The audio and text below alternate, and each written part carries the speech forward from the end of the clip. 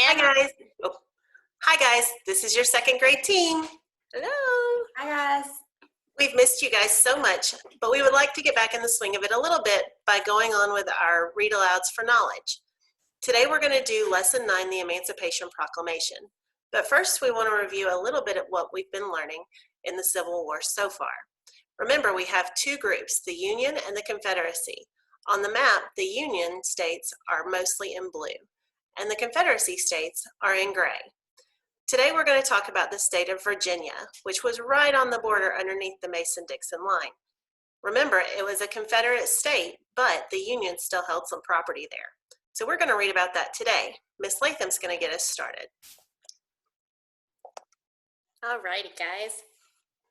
As we read today, listen carefully to find out why President Lincoln is remembered as a courageous president. Gathering closer, closer, everyone, the soldier cried out. The people gathered beneath a massive or very large oak tree. It was a bitter cold day in January 1863. A boy named Samuel, age 10, and his sister Violet, age 7, squeezed and prodded their way through the crowd. "Let's keep going to the front," Samuel said, tugging Violet's hand. "No, let's stay here in the middle where it's warm," said Violet, thankful to have so many bodies pressed close around to shield her from the freezing January's wind. Fine, you stay here, but I'm going up front so I can hear, said Samuel. You don't even know what he's going to talk about, Violet said as her brother wormed his way toward the tree. Finally, Violet gave in and followed her brother to the very front. There, a Union soldier wearing a long, heavy blue coat held a scroll, a rolled piece of paper which was sealed with a red wax stamp. What is it? Some kind of news? Asked a woman in the crowd. What happened? What's on the piece of paper? Asked another. Honestly, I do not know, the soldier answered. My commander handed me the scroll and ordered me to come up to this tree and read it. So that is what I'm going to do. The tree where the people had gathered was in a place called Hampton, Virginia. Hampton was different than other places in Virginia. Many places, mainly because nearby Fort Monroe was still under Union control. Unlike Fort Sumter and so many other forts controlled by the Confederates, the Union still held Fort Monroe, so the Union soldiers also controlled the nearby port and town. During the war, many escaped slaves had come to Fort Monroe, hoping to be safe from slave catchers. Eventually, a community of free African Americans had sprung up around the town of Hampton. And that is why, on this day in 1863, a large group of free African Americans were gathering under the giant oak tree in Virginia to listen to the Union soldier. Samuel and Violet had been born into slavery, but their parents had managed to escape at the beginning of the war, and they had been living in Hampton ever since. "Quiet," the soldier called. "Quiet, please." When everyone was settled, the soldier read the first words. "By the President of the United States of America, a proclamation." This is an official announcement from President Lincoln. The soldier waited a moment. Everyone knew right away that they were about to hear something very important. It was not every day that the president sent out a written proclamation. The soldier continued reading. "Whereas on the 22nd day of September in the year of our Lord 1862, a proclamation was issued by the President of the United States containing, among other things, the following to wit." "What did he just say?" Violet asked eagerly, tugging on Samuel's sleeve. "I'm not really sure," he replied. "It was just a fancy way of saying the date, I think." "Now just hush and listen." The soldier read some more. "That on the first day of January, all persons held as slaves within any state or designated part of state shall be thenceforward and forever free." The crowd erupted in gasps of relief and joy. "Read that again," someone shouted, interrupting the soldier. "I want to make sure I heard you right." Everyone in the crowd had been enslaved at one time, so they were very happy to hear that President Lincoln was proclaiming an end to slavery. Samuel and Violet listened to the rest of it, but when it was over, Violet did not really understand what she had just heard. So does this mean that we don't have to worry about being captured by the slave catchers anymore? She asked Samuel. I think so, Samuel answered, rubbing his chin. I think President Lincoln said all the slaves are now free, but I'm not really sure. We'll have to ask Mother what all of it means. The document the soldiers read was called the Emancipation Proclamation. It is one of the most famous documents in the history of the United States, but it did not do exactly what you might think, at least not right away.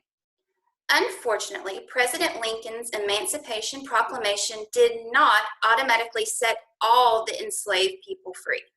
In fact, it did not even say that all slaves should be free. Only the enslaved people in states that were still fighting against the Union should be free. Some states, including Maryland and Delaware, still had slavery, but they had not seceded from the Union.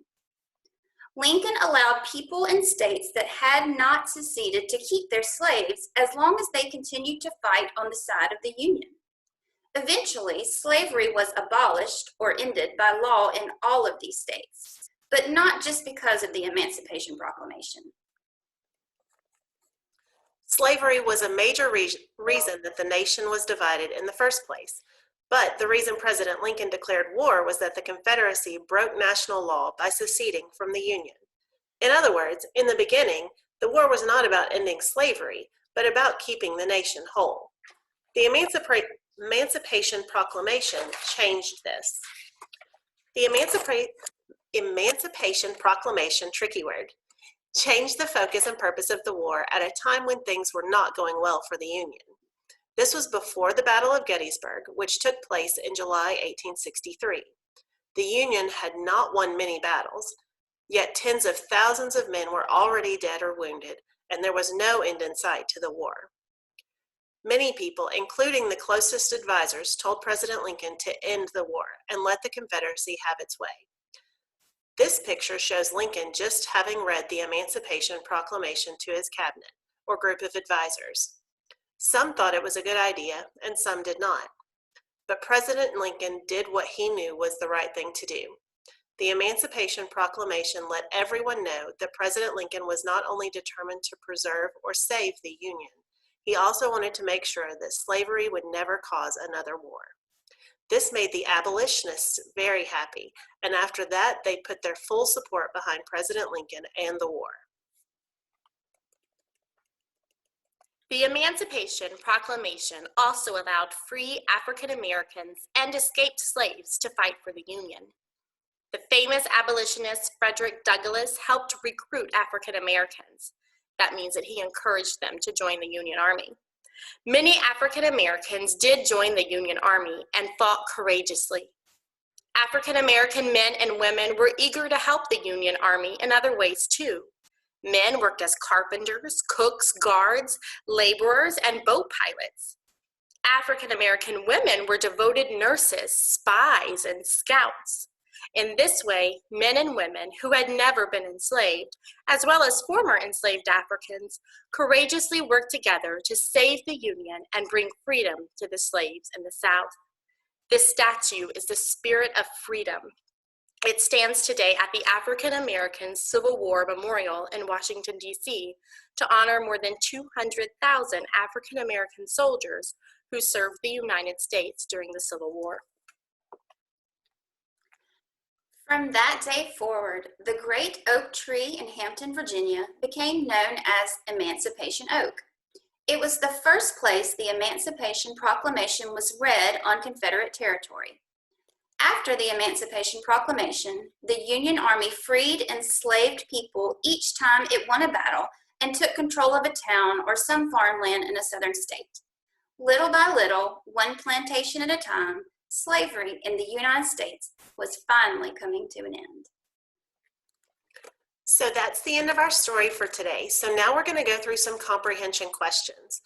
When we ask you the questions, pause the video and take a minute to write in your journal in a complete sentence your answer.